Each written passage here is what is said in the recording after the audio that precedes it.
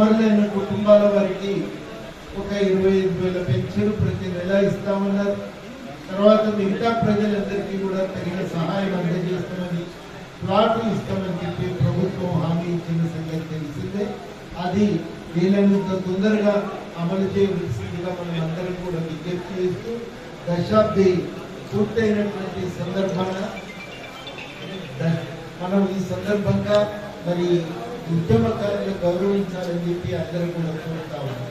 10 ఏళ్ల పాటు రాష్ట్రంలో ఏమో ఒక కుటుంబం యొక్క స్వానుభవం అయ్యి వాళ్లకు ఆస్తిగా వాళ్ళు అనుభవించారు, కొల్లగొట్టేది.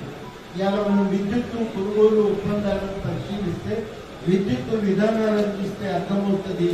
ఇష్టానుసారంగా విచ్చలవిడిగా ఏ రకంగా రాష్ట్రాన్ని